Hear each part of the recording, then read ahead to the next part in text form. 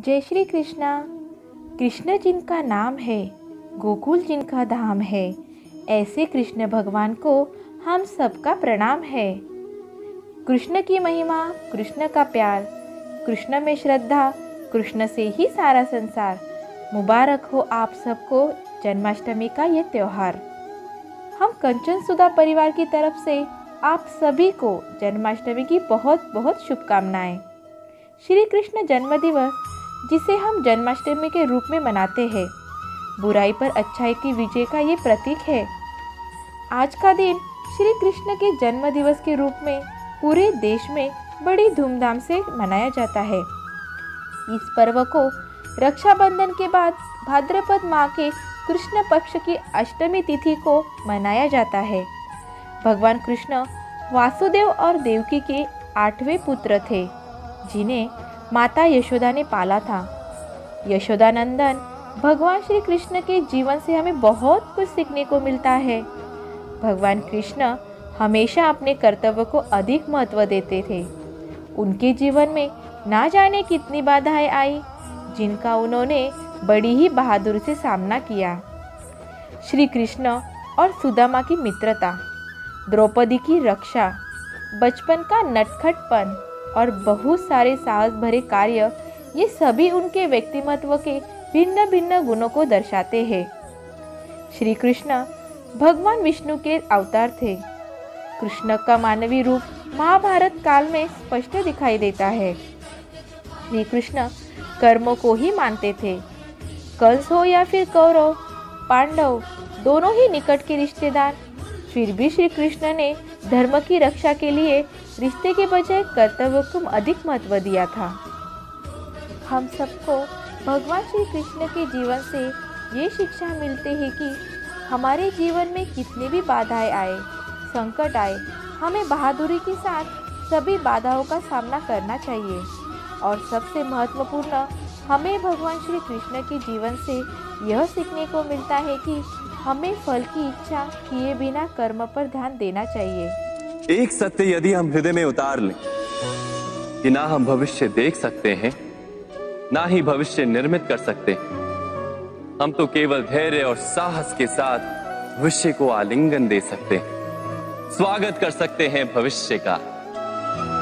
तो क्या जीवन का हर पल जीवन से नहीं भर जाएगा? स्वयं विचार कीजिए।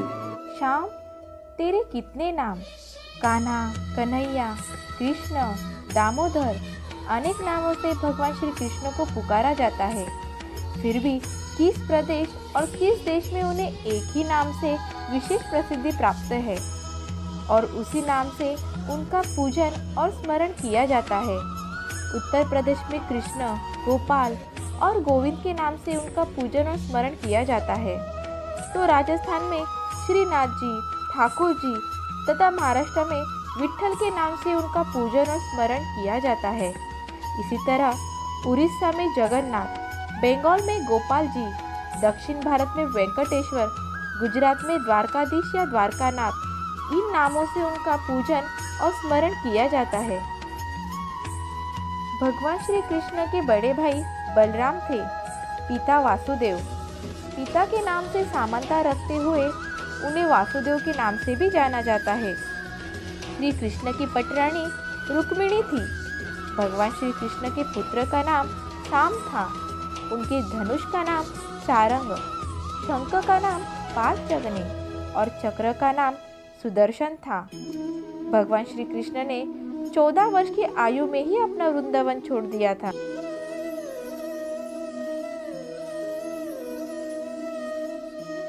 श्री कृष्ण जन्माष्टमी से हमें यह संदेश मिलता है कि पाप का नाश अवश्य होता है। जब जब संसार में कष्ट बढ़ता है, पाप, अत्याचार, भ्रष्टाचार बढ़ता है, उसे समाप्त करने के लिए कोई ना कोई महान शक्ति अवश्य जन्म लेती है। इसीलिए मनुष्य को सदा सत्कर्म में लगे रहना चाहिए।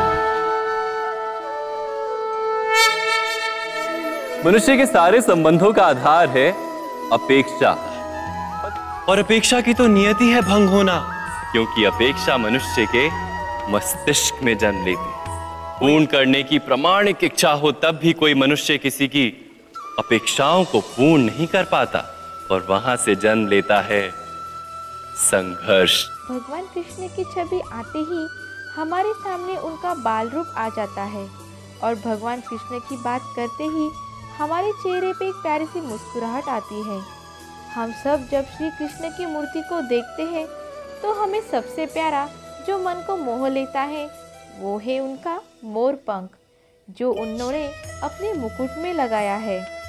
ऐसे कहा जाता है कि भगवान श्री कृष्ण मोर पंख अपने मुकुट में इसीलिए लगाते थे कि जब भी वो अपनी बांसुरी बजाते उसकी धुन में उनकी प्यारी सखी राधा नृत्य करती, उनके साथ साथ उनके मोर भी नृत्य करते। एक दिन जब भगवान कृष्ण बांसुरी बजा रहे थे तब उनकी प्यारी सखी राधा ने नृत्य शुरू किया और उनके साथ ही साथ उन मोरों ने भी नृत्य शुरू किया। तो उनमें से एक मोर का मोरपंख नीचे गिरा।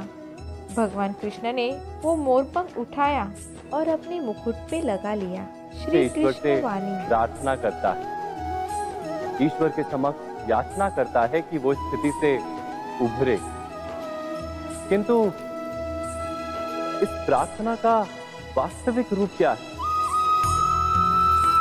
क्या ये हमने कभी विचार किया? प्रार्थना का अर्थ है अपनी सारी आशंकाएं, सारी चिंताएं, सारे संकल्प विकल्प, अपनी सारी योजनाएं ईश्वर के चरणों पर रख दें, अर्थात अपने कर्म का फल क्या होगा इसकी चिंता ना करके धर्म के अनुरूप कर्म करना। ये है हमारे नटखट कृष्ण कन्हैया की कृष्णवाणी। फिर से एक बार हम कंचन सुधा परिवार की तरफ से आप सभी को जन्माष्टमी की बहुत बहुत बधाई। हाथी घोड़ा पाल की जय, कन्हैया लाल की जय, श्री कृष्णा।